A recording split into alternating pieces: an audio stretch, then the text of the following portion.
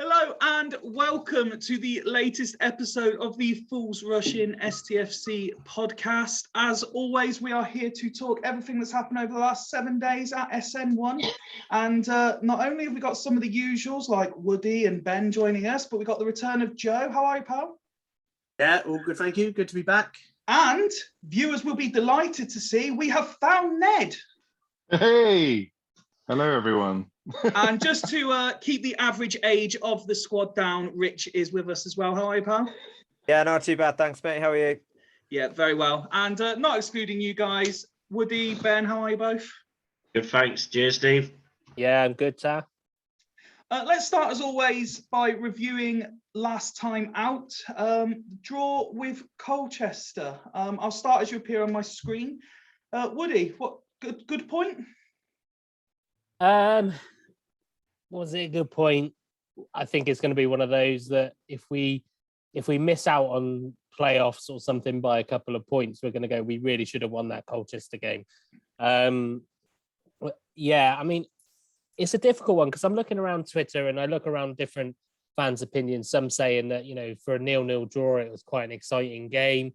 I kind of get where they're coming from a little bit. I hate 0-0 draws, as I think I've said before.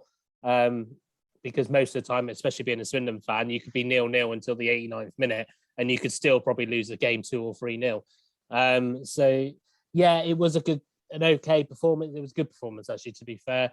It was good to keep a clean sheet when you think of the different, you know, the fact that we didn't have Grant again. I'm a bit confused by that. I think like the excuses of saying that he's not match fit. Well, there's only one way players are going to get match fit, and that's by playing matches. And it would have been a perfect game for him, I think. But no, it was a good performance. I can't really blame it on the finishing, really, as to why we didn't. I mean, Simpson missed a bit of a sitter. I had a slightly different view. I was down at the bottom of the Arkles for a change. But yeah, it was okay. It's a point is better than none.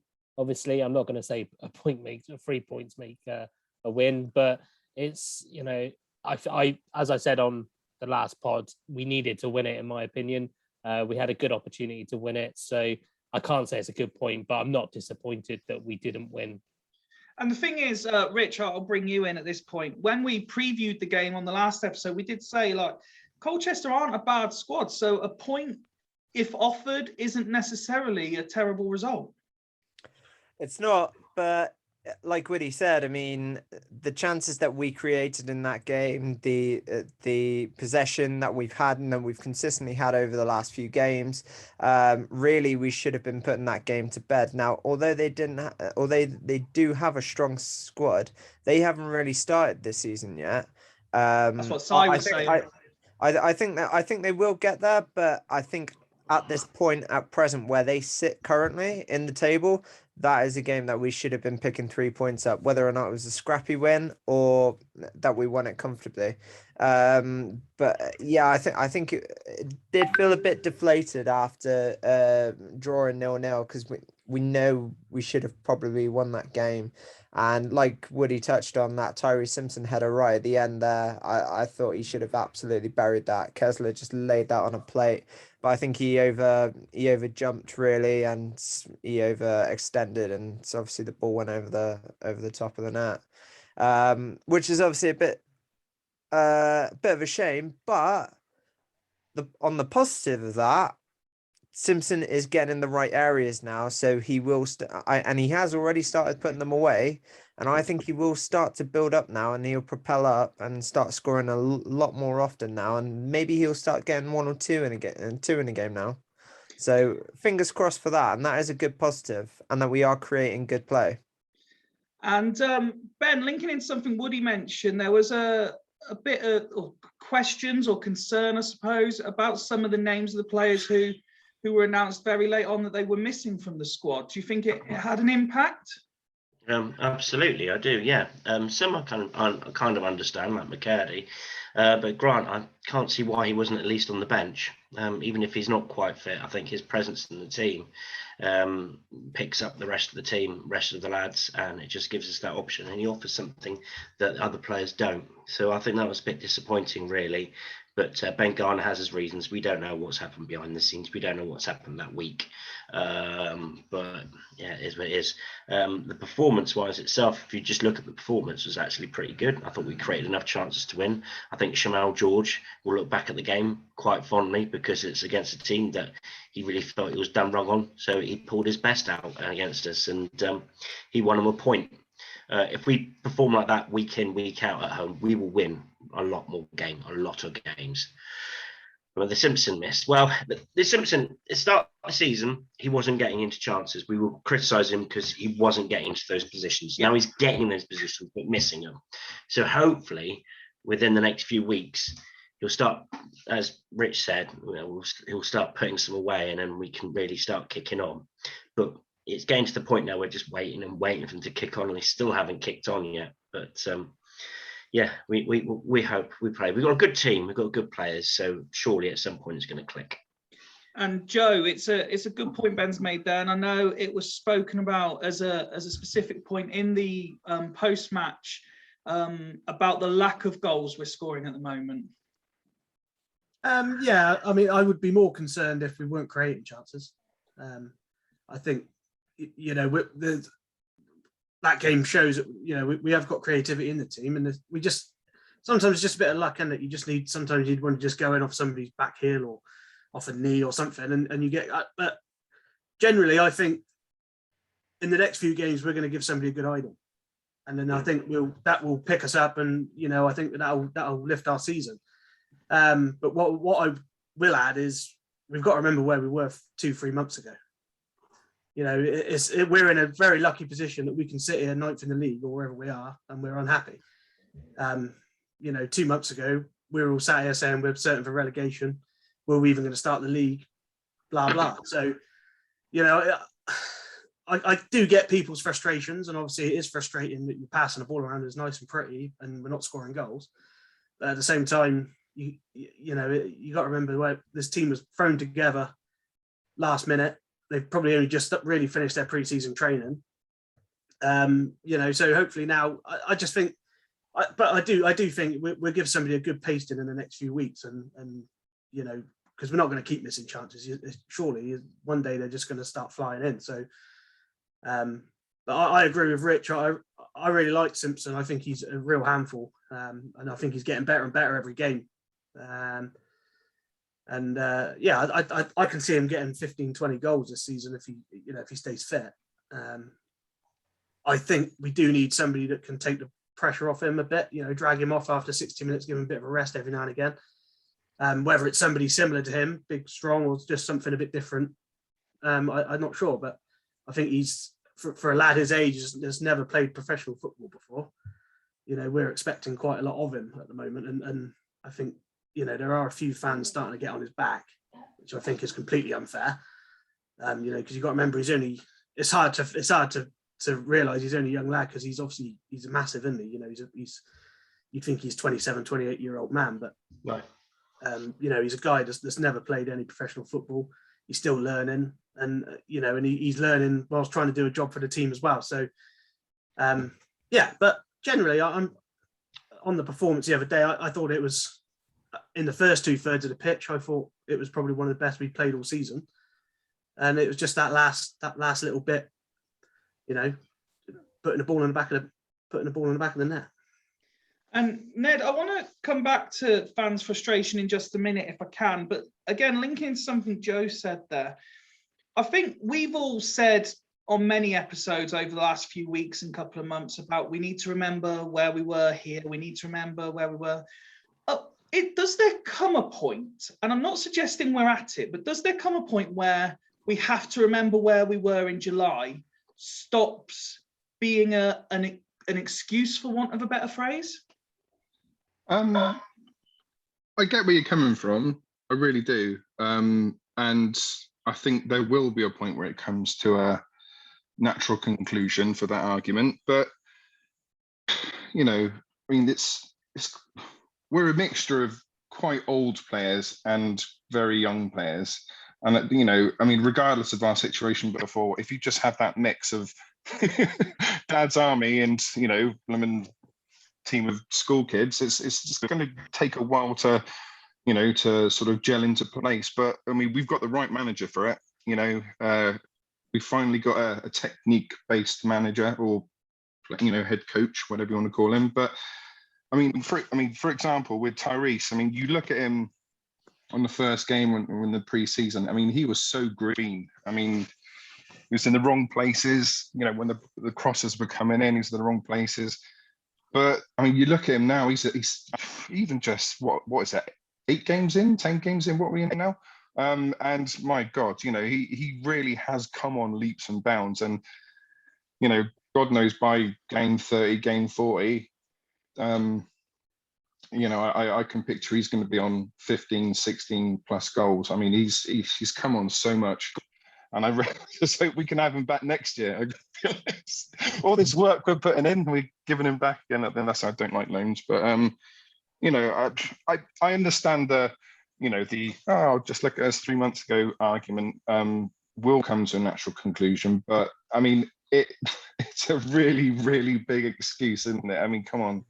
We've all got to be real. At the top half of the table. But I mean, as I said, look at it now. We're doing pretty goddamn well, even though we're not scoring many goals, and we're not conceding a huge amount of goals either. So, I think my thing of it is, I was, in fact, actually, before you said that, Fivey, when Joe was speaking, I was actually thinking that myself, and I'm thinking, well, I think it sort of has got to come to an end a little bit. I mean, the past is in the past, all well and good, obviously, before, and Clem's now come in. He's obviously changed it all about. We're all still buzzing about it, which is fantastic. And I think as a club, we have come together. But I think regarding the players have been brought in, and we are glad that obviously Clem's obviously put the money in and obviously brought these players in. And the thing is, we can see the capability of these players.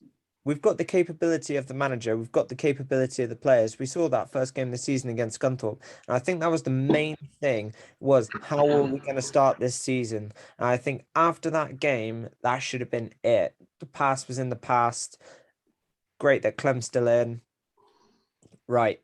Let's focus on here. Let's go try and get promotion. And now I know that's not Clem's goal, but I think we know the capability of the squad, and I know the capability of where we can get to. And I think that is what is disappointing the fans at the moment, because we know what this team is capable of doing, and we just want to be seeing it week in, week out. We know we're not going to win every game. That's inevitable. We're not going to do that, but we've got to keep the consistency going. Go on, Ned. So I just want to make one more point on it as well. And I mean, this season, I've known so many either people who haven't been for many years and new people going along into football. And it's just unfortunate at the moment that the home form is so rubbish. We need a big win. We need a big win, or even just a couple of goals to nil wins to hook these people in. Because, there's so many new, even just in, my cousins and stuff, and my second cousins, they've all taken their kids along for the first time. And it's like, oh, we didn't score. Oh, right, okay. So there's nothing there to excite. I mean, obviously there was chances and lots of singing and everything else, but just have a couple of goals to, everyone give it some, hook everyone in, be Swindon fans for the rest of their lives. But we really just need to capitalize on all these new fans coming through the gates, get a few results, and then it's gonna hook them to keep coming back. The support will be there. It's gonna provide lots of confidence. We've become a fortress. We just need a couple of good victories at home, and that's going to sort us out for the rest of the season and ongoing, of course. Just on that point, Ned, I'd just like to say, because obviously what Swindon Town are doing, Swindon Town Football Foundation are doing at the moment, is they're giving youth club 100 tickets for each game. Now, my team, they've been given tickets for the Rochdale game coming up. So I would love us to start winning games. I love my team. I've been telling my team about going to Swindon games, because they're not really they're not really knowledgeable of our club at the moment. And I think it'd just be fantastic for us to actually, I would love them to see us win that game against Rochdale. And obviously for them to come back, and then obviously we can speak to them, and then their friends will go, and etc. etc.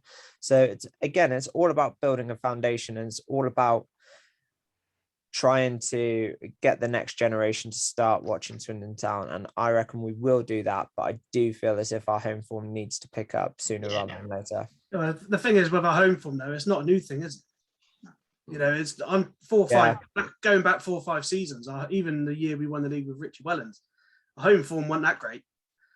We had those few good days with Exeter at home and things like that, but generally the form at home has been poor for 4, 5, 6 years probably. It's been our away form. Our away form always seems to be, I mean, I've jinxed that now, but like obviously, you look at the start of the season, obviously with wins over Scunny and Salford, that was fantastic. And then it was when I couldn't go to the games that they decided to draw. So happy for me. Well, no, obviously I want to see my team win all the time, but it's one of those things. Woody, if I can link back the original point to pick up on what a few of the other guys have said there, I think I noticed it online more this weekend than I have in any of the previous games. That there is just that sort of level of frustration and sort of public display of frustration. Can you understand why that is, or do you think it's still too early to be getting on certain players' backs, or if a result doesn't go your way? I think when you don't lose a game, I think regardless of what period of the season or what your history is, I don't believe in getting on players' backs if you're not losing the game. It will naturally happen when you are losing the game.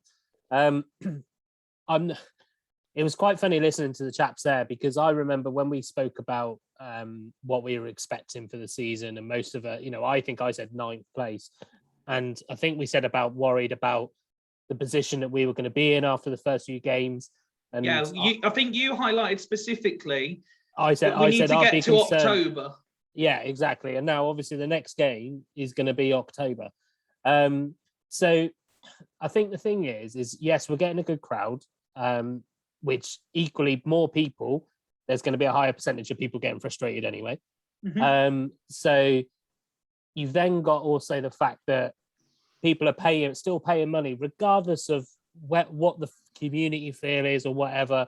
People aren't paying 10 quid to get in. I know Nationwide will be going forward, but people aren't paying 10 quid. People are still parting way with 23, 24, 25 pounds sometimes. More if you're taking your family.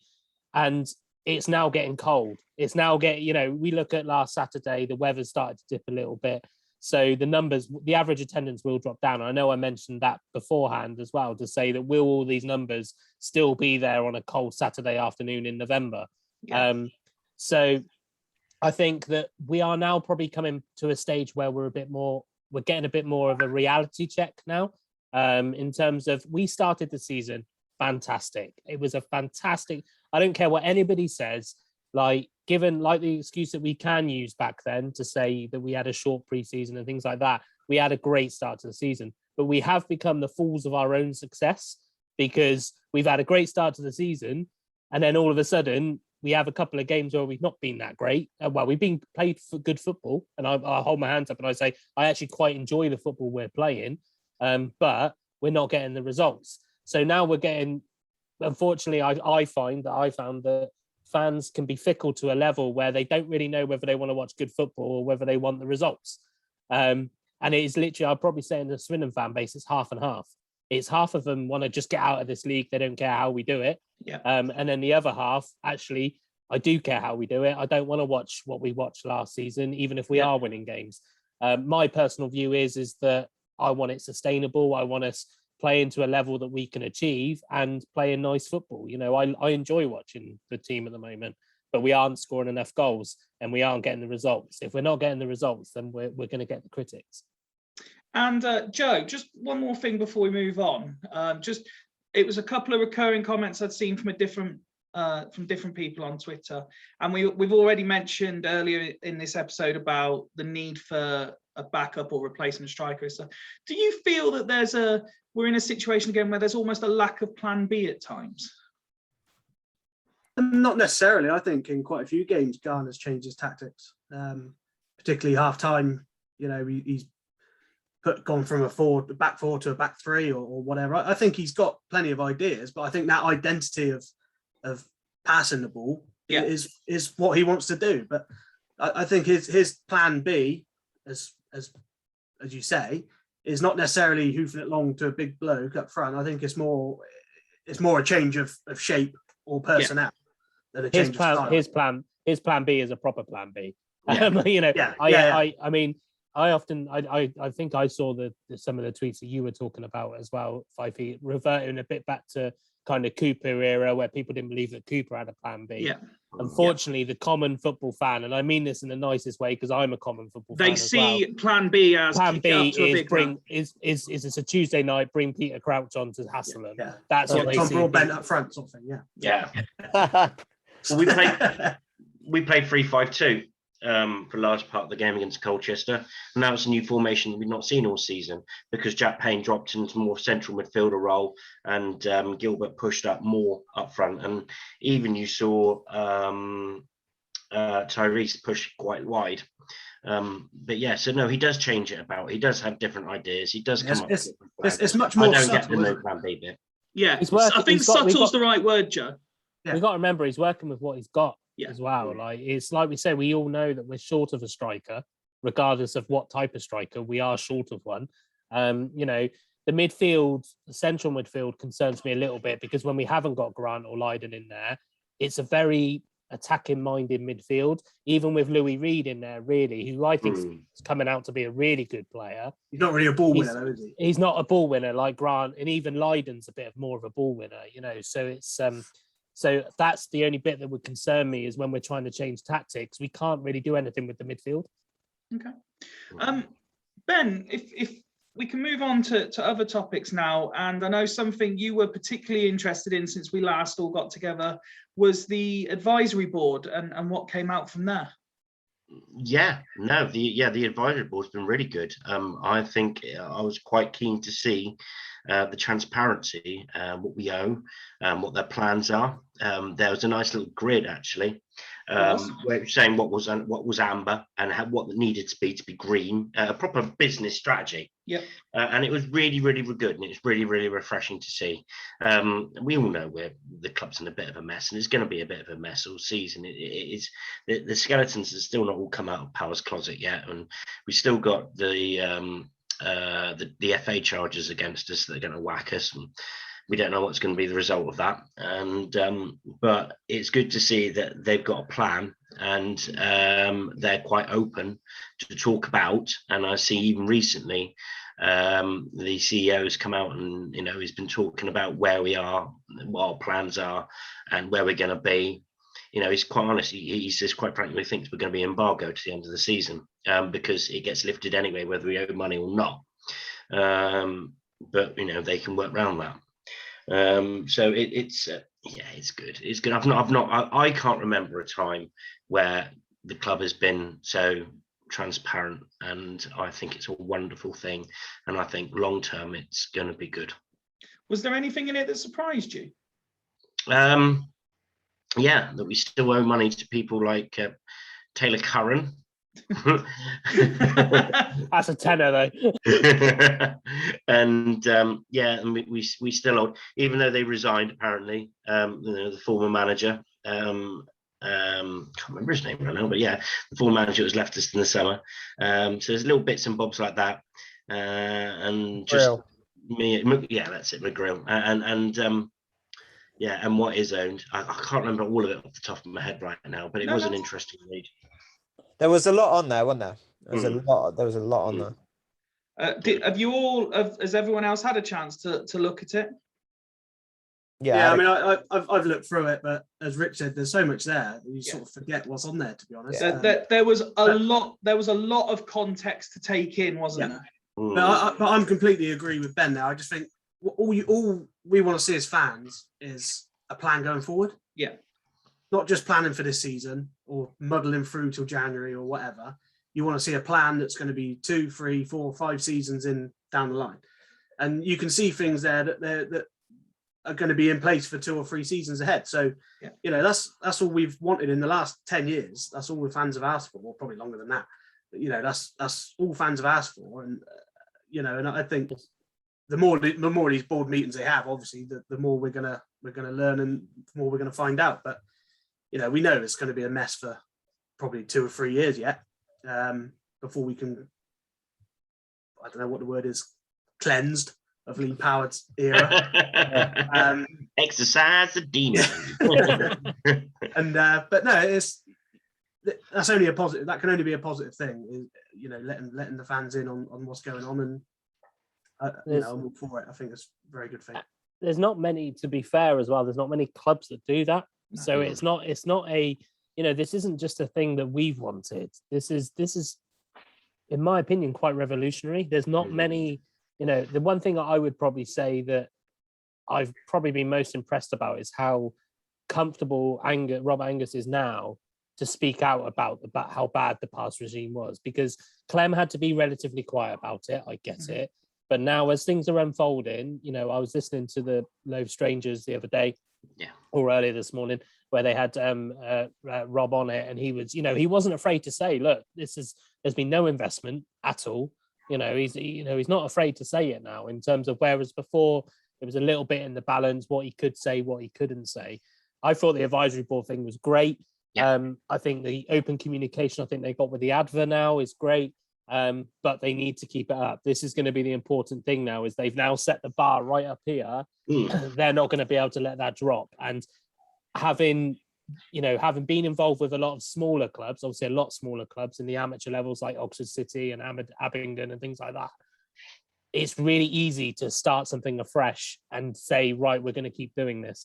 The amount of ideas that you could have, 10 ideas down to keep it afresh, and then 9 of those will be gone within 6 months. It happens so many times. And that's the only thing I'm a little bit skeptical about, is whether we can really keep this up, whether they can really keep the advisory board going. Is it, does it take 2 people not to be able to make one of them for them to postpone one? And then all of a sudden we've got, 2 months worth of meetings missing. If they keep it up, fantastic. But it was very worthwhile reading. I look forward to the next one to see what progress they've made. Rich, if I can, there's been a bit of talk over the last couple of days about international call-ups and possible match postponement. What's your take on the situation? Yeah, so I just saw this evening that Anthony Grant's got another call up to Jamaica. So that's obviously a massive blow to us. And does that put us on 5 or 6 potentially now? Say again? Does that put us on 5 or 6 potentially now? Well, Jojo has been called up, but provisional, isn't it? I believe he won't be going until after the Forest Green game. That's what I've found out. With your sources? Well, no, it was Johnny Layfield put it on Twitter the other day.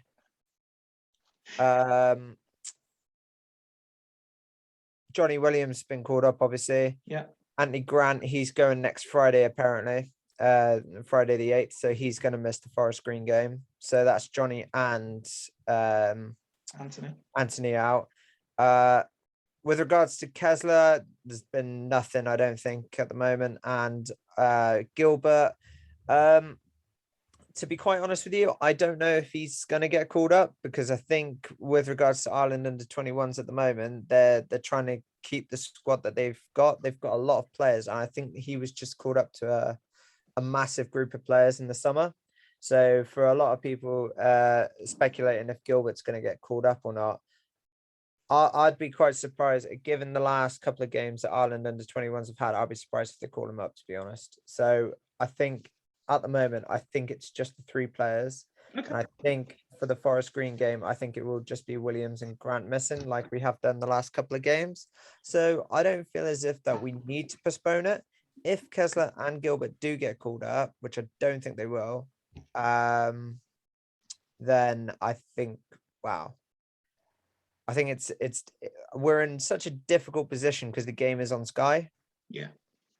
And I mean, to be honest with you, I don't want to see it postponed. I just bought my ticket this morning, so I don't want to see it postponed. But it would be a tough ask if we lost 4 or 5 of those players, because they're 4 or 5 key players of our squad. Yeah. That we cannot afford to lose for such a big game.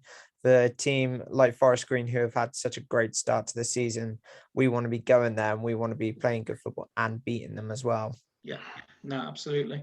I'd quite happily see it postponed, to be totally honest. Yeah, I second that, but I've not got a ticket. But I physically can't go, so I'm more than happy to see it postponed. Let's move on then, and Woody, I'll bring you back in at this point because it's that time of the show for our weekly roundup of all things at Swindon Town Women. Stealing so much airtime tonight. Sorry, everyone. We're co-presenters now. That's why. Co-presenters. Update on Swindon Women. So they've actually played last night against Larkle. Not a good result, unfortunately. No. They lost 3-2 in a game that they're expected to win, really. They, without disrespecting Larkle, of course, but I think at the last 10 minutes, there was 10 minutes injury or 10 or 11 minutes injury time. They only had 9 players. And for that, they only had 9 players due to the injured having used all their subs. So I think it was 2-2 at that point. So the inevitable was always going to happen. I think they got a bit of a breakaway through speed. I think the highlights have been published, but yeah, so it's a difficult time for the first team at the moment. Really, they haven't won a game yet. They've got 3 draws and 3 losses in terms of the league. Obviously, they've won in the cup. They've got Maidenhead on Sunday, which hopefully should be a win. But then you don't know at the moment. It's a difficult time. They're picking up a lot of injuries and things like that. So Maidenhead on Sunday hopefully will be a promising one. I haven't got a fixture on Saturday because COVID and the fuel situation has ruled my players out. Not my players, the opposition players out. I was going to say your players don't drive though, Woody. No, yeah, but the parents do. That's the problem. Yeah, that's true. And most of the parents, and then we were supposed to play Trowbridge, and apparently they didn't think on Monday that the fuel shortage was going to be an issue. But they did think it was going to be an issue, even though it's kind of sorting itself out now. But it is what it is. But yeah, so it's not looking great because obviously we've got, in my opinion, this is just my opinion, but we've got Oxford United in the Cup next week. Technically next week. And then obviously we got the game at the county ground on the 31st. So we kind of want to, get a few points under our bag before we play that game. But, Jamie's a good gaffer. He'll sort them out hopefully. And, we get these injuries sorted, and because they are a talented squad, it just seems to be not unfolding at the moment. Your 16s had a good result at the weekend though, didn't they, Woody? Oh yeah, we won. I mean, I won't say the score because I'm not for. It was a convincing win. But yeah, it's a good one for their first game. Fantastic win for their first league game after waiting so long to play it. It looks promising. I only had 11 myself, of which 2 of them have never played 11-a-side football before. So it's COVID's just killing non-league at the moment, I think, in terms of youth groups as well, because all the schools are back. It's just, COVID's just riping through it at the moment. So, yeah, so that means we haven't got a game this Saturday. And then I'm not at the game next Saturday because my best mate's conveniently getting married. So it's, but no. But yeah, if I think the details about Exeter on the 31st of October will be going out. If they haven't gone out, they'll be going out soon. I'd just encourage people to get down there just to show their support. It can be a good atmosphere at these games. As well when there's a good crowd. So if people aren't doing anything on that day, get yourself down there, or even if you are, just cancel it. Yeah. No, please, as many as possible, get down and support the women's team as many times as you can, but especially for the game at the county ground. It'd be good to get a decent crowd for them there. I know you were concerned about stealing airtime, Woody, but have you come equipped with our fancy Premier League update? No, we'll just we'll fill the time while you conveniently get it up, shall we? 5 points. This is where everyone like Ben, who knows that they've done okay, celebrates in advance, while I stay relatively quiet, fully expecting to have dropped back to the bottom of the table again. Well, I don't think you've won yet. after the absolute shocking news of me going third last week, despite being in the top two, joint with the top two, I have now gone top as well, and I've had a really good week as well. I had 71 points this week, and I didn't put Ronaldo in my team, so more the fool you guys. But I did have Vardy as captain, so what a day to be alive. Especially if you want to book a last minute holiday. But and then we've got Gary is still rock bottom. I mean, I think I've only ever seen Gary once, so I'm not surprised by that because I don't have any idea of his tactical knowledge. Fifey, you have gone down, mate, and been replaced by Ned. Awkward. Well, that's because he's been found now. He's found his phone. He's found his phone. Found his phone. Ben, you're in fifth. Wazza has stayed tight in fourth. Rich, you are third. Kieran is second. So happy days. Happy days all round. Congratulations this is where I run away with it. So see you later, lads. I won't bother doing an update anymore.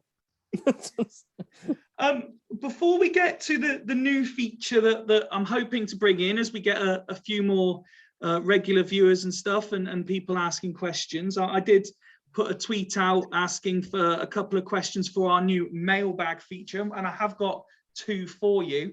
Let's look ahead to the game this weekend, and not much to talk about, is there, with it?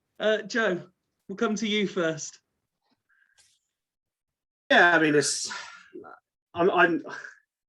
I'm a bit nervous about it, to be honest. No, you're first up. I try and always go for someone positive first. Yeah. Generally, I am, but I think we've been playing okay. They've been pretty poor. They won the last game, I think, didn't they? But I just think it's the sort of game we could slip up in this one. But yeah, I'm hoping. I think this team have certainly got something about them, as in sort of attitude, work rate, that side of the game. And I don't think we'll get pushed over, but I just think Rovers could be up for this one. Ben? It's going to be blood and thunder. It's a Joey Barton team. They're fighting for their lives at the minute. He's fighting for his job. He's going to see this as a big fill. If they beat us, he can see them kicking on and turn their season around, and that will be his target. We're unbeaten away from home, so we're going to go there pretty confident. Play Anthony Grant. Please play Anthony Grant. You've got to start him in midfield because perfect game for him, isn't it, this one? Perfect. This game's meant for him. He is right player for this job, and hopefully we have Lydon can get involved and not get himself sent off or injured. But yeah, no, I think they're going to come and have a go at us. I think we're going to go and counter attack them. If I was a Bristol Rovers fan, I'd feel nervous because Ben Garner's coming back and they sacked him off. They've got Mitchell Lawson, a forward player, who's played with them 2 loan spells. And if he was Swindon, we were going to be bound to score against us. So, yeah, I think we'd this game's up in the air, really. It can go either way. It'll probably end up another bloody 0-0 draw. But, yeah, I think this game's wide open. I hope we win. I hope Garner gets his team selection right. And I hope we win our individual battles. We do that, we win the game. Rich? Well, will it be something that Pittman's going to be up for? Yeah. Well, I'd like to think that our defense will be able to put up with Pittman. Obviously, they know him. They've trained with him. Conroy knows him well. So I'd like to think we'll keep him quiet for 90 minutes. Well, can only hope so. I mean, he's probably put on about 3 stone since the last time he's played for Swindon. So hopefully that'll be a disadvantage for them. And we hopefully we can just go there and play some football, just dominate like we have done possession wise. Just don't let them in. We've got to go there and play our game. I mean, it's all well and good getting caught up playing in the derby. Obviously, we know how important it is for both teams, especially at this current point. Obviously, we're going there with an undefeated away record. They're going there that they're going to be at home wanting to win and kick on for this season and get back up the league. So both teams have got something to lose. They've probably got more to lose than we do, but at the same time, though, we've got to go there and give it our best and actually put a good performance and come home with the 3 points. And that's what we really want to see. And it's what we're capable of doing. It's like what I said earlier, we're capable of doing it. Yeah. We just got to not get caught up within the emotion of the derby. Ned? Right. Where do I begin? Oh, have we got a Ned report? Yeah, I was going to say, bring out your report, mate. Right. The Ned report. First of all, I just want to say, Joey Barton, you're a fucking mug, right? You're not going up. You're shit. Yeah. Right. Get that out of the way. Yeah. You know he's right. going to wind up as well. You know he's going to start getting involved. Mouthing Good off the report, ref, Ned. mouthing off the players. You know he's going to do it. You know he's going to be so Joey Barton. If it goes badly, he will not last night. To be honest, all I'm waiting for is a Swindon winner in the last minute and Ben Garner giving it the big one. Yeah. Yeah. Go on, That's what Joe. I'm waiting for. But Ned. I was having a look at their transfers, and Glenn Whelan, Leon Clark, Paul Coots, Brett Pittman. Granddads. Oh, yeah. But you look at it, and it's like, if anyone has played Champ Manager, right, this smacks of someone who's got 6 or 7 injuries in their first season and just goes on to the free transfer thing and just picks up as many players as possible. They're all shit. Absolutely right. I mean, Coots, to be fair, is pretty half decent, but everyone else is just like, they've got maybe 10 games in their legs a season. Honestly, Over the hill. oh, rubbish. Right. And also, their top goal scorer is 1, right? I was looking through the stats, and they've only got 2 players who score an average of 0.5 shots on target per game. I was like, only 2 players have got over 8 tackles this season. They're rubbish. If we can't beat this lot, So Ned's prediction is 3-0 Rovers. I'm going to say, I was relatively confident, but I'm pretty sure we're going to fucking lose now. Honestly, I was nervous before this. Now I'm really fucking nervous. Pittman's their highest shots on target per game person at 1.27. To be fair, he wasn't even hitting that average for Swindon. Yeah, he wasn't. But we've got 5 players over a shot. 1 shot on target per game. So I've as long as we can convert some shots, as long as we keep our passing game going, because if they can't put any tackles in, then we're gonna fucking walk it into the goal, aren't we? But yeah, honestly, we're gonna batter them. I think it'll be a bit of a nervy first half. There might be 1-0 in the first half, Swindon, but we're gonna end up 3-4-0. Honestly, we're smashing these. Absolutely rubbish. Oh, Ned. This is why Ned. everyone loves the Ned report and everyone wanted you back. The one thing I will say about the game, though, is if you compare the 2 squads, I know Ned's just obviously summed it up quite nicely about some of the cloggers. Yeah, they're rubbish, basically. But I think generally, if you compare the 2 teams, we've got a lot more match winners in our team than they have, or potential match winners, let's say. Yeah. Well, yeah. You got your Jack Paynes, you've got Simpson, you've got, and then even players that could be on the bench, McCurdy, Mitchell Lawson, they're all capable of doing things. Gilbert, even Gladwin on a good day is going to bang one in from 25, 30 yards for a winner. So, I think got granddads in wheelchairs. Yeah, I think they'd be more fearful of us than we should be fearful of them. I reckon Christian's walk football team could probably beat Bristol Rovers. Honestly. It's about the same age range. Not leaving you out, Woody. What's your thoughts going into it? Has Ned inspired you now for a nice 7-0 win? I'm fucking petrified now.